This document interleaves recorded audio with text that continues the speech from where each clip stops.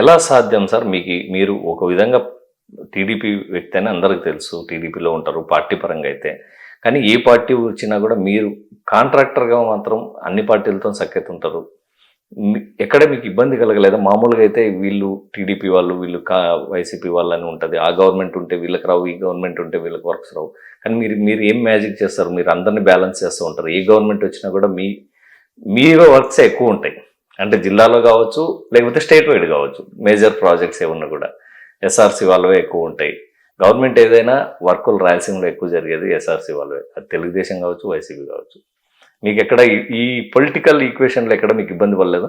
ఖచ్చితంగా. అంటే ఇబ్బంది ఎవరిని పెట్టాలని ట్రై చేసిన సంస్థను చూస్తున్నారు. అంటే 6,000 7,000 మంది ఉద్యోగస్తులు కంపెనీలో పనిచేస్తున్నారు.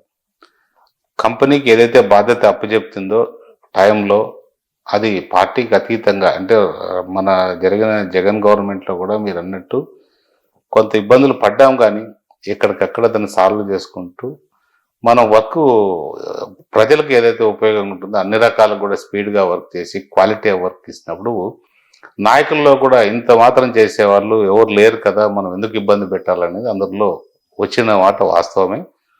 అందరూ కూడా సహకరించినారు. అది కంపెనీ దృష్టితో చూశారు తప్ప పార్టీలో ఇంకోటి రకంగా నన్ను చూడలేదనేది నా భావన. దాంట్లో మీరు అనంతపురంలో టవర్ క్లాక్ ఫ్లైఓవర్ కట్టారు. అది వైసీపీ గవర్నమెంట్లోనే కట్టారు. కానీ చాలా అద్భుతంగా కట్టగలిగారు. చాలా షార్ట్ పీరియడ్లో కట్టగలిగారు. మీ కంపెనీ స్టామినా కూడా అది తెలుస్తుంది. అంటే అక్కడ ఎంత ఛాలెంజింగ్ తీసుకున్నారు? ఎందుకంటే అది చాలా prestigious project. Flyover plus under pass అన్నీ వేయగలిగారు. ఎక్కడ ఏమైనా హడిల్స్ ఎదురయ్యా మీకు? ఏమీ హెడ్డల్స్ కాలే. ఆ ప్రాజెక్ట్ రావడమే నా అదృష్టం.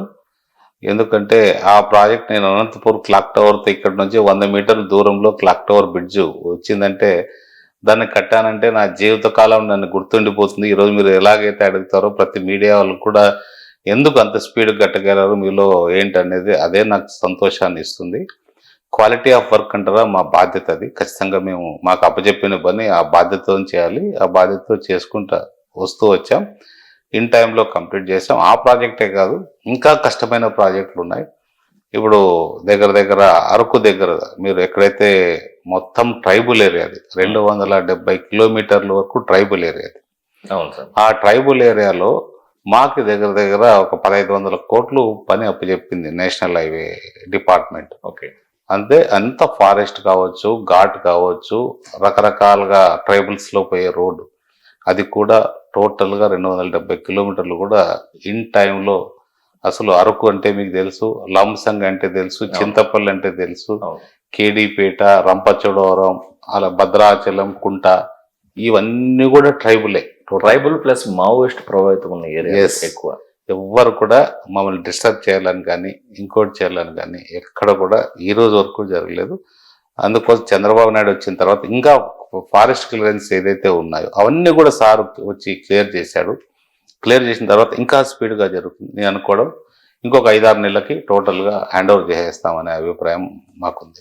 యాజ్ అ కాంట్రాక్టర్గా మీరు చాలా ప్రాజెక్టులు చేస్తుంటారు. కొన్ని ప్రజలకు నచ్చకపోవచ్చు, కొన్ని ప్రభుత్వాలు కాంట్రవర్సీస్ ఉంటాయి. లైక్ మీరు నాగలమడక ప్రాజెక్ట్ చేసినప్పుడు ప్రజలు ఎజిటేషన్ జరిగింది. ఈ ఎజిటేషన్స్ కానీ లేకపోతే ఏమైనా జరిగినప్పుడు కానీ కాంట్రాక్టర్కి సంబంధించిన వెహికల్స్ కానీ కాంట్రాక్టర్కి సంబంధించిన ఎక్విప్మెంట్స్ కానీ అన్ని పాడు చేస్తుంటారు. అంటే కాల్ చేయడం కావచ్చు, ఎత్తుకుపోయడం కావచ్చు, ఇట్లా చేసినప్పుడు కూడా మీకు కొంచెం ఎంతో కొంత అయితే నష్టం వస్తూ ఉంటుంది.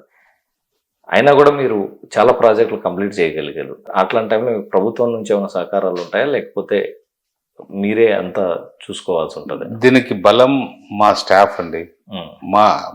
మా స్టాఫే. నాగలమడుగు ప్రాజెక్ట్ అంటారా, అది కర్ణాటక గవర్నమెంట్ మాకు అలకేట్ చేసిన ప్రాజెక్ట్ అది. అప్పట్లో మీరు అన్నట్టు డిస్ప్యూటెడ్ ప్రాజెక్ట్ ఏదేమైనా కూడా ఆంధ్రాకి కర్ణాటక మధ్య ఉన్నా కూడా అందులో అక్కడ పవర్ఫుల్ నాయకుడు కూడా ఉండేవాడు, పరిటాల రవి గారు. సో ఆయన చెప్పినట్టు జరిగేది. బట్ ఆయనకైతే అడిగాము, అన్న ఇట్లా ప్రాజెక్ట్ మాకు వచ్చింది అంటే ఆంధ్రాకి నష్టం జరుగుతుంది కదా, ఎట్లా చేస్తారు మీరు అని. సరే కొద్ది రోజులు కామ్గున్నాక అది అట్లే జరిగిపోయింది. కరెక్ట్గా మేము ప్రాజెక్ట్ స్టార్ట్ చేసిన తర్వాత నక్సలైట్స్ ఏదైతే మీరు అంటున్నారో అక్కడ ఒక పెద్ద బ్లాస్ట్ చేశారు. ఏది మన నాగలమడుగు దగ్గరలో, అంటే ఇది అక్కడ బ్లాస్టింగ్ జరిగింది. కనీసం ఒక 21 మంది కానిస్టేబుల్స్ చనిపోయారు. మాకు కూడా అంటే ఎవరు ఒక రకమైన ఫీలింగ్, బట్ టైంకి ఇచ్చారు కదా, మొత్తం ప్రాజెక్ట్ సక్సెస్ఫుల్గా కంప్లీట్ చేసి ఏదైతే పావగడ టౌన్ నీళ్ళు ఇవ్వాలో ఆ నీళ్ళకంతా కూడా చేసి వాటర్ ఇచ్చేసినాం. అక్కడ కూడా మంచి పేరు వచ్చింది ఆ ప్రాజెక్ట్ కంప్లీట్ చేయడంతో. తర్వాత మీరు బ్లాస్ట్ అంటే గుర్తుకొచ్చింది, మీరు కొలంబోలో జరిగిన బ్లాస్ట్లో కూడా మీకు చాలా ట్రిప్లో తప్పించుకున్నారు. మీరు ఉన్న స్టే చేసిన హోటల్లోనే.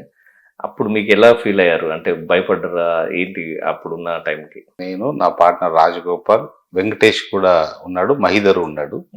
వాళ్ళిద్దరూ ఒక రూమ్ లో ఉన్నారు, మేమిద్దరము రెస్టారెంట్ లో ఉన్నాము. మా ఇద్దరితో పాటు ఇంకొక అతను యుఎస్ నుంచి వచ్చాడు, ముగ్గురము రెస్టారెంట్ లో ఉన్నాం.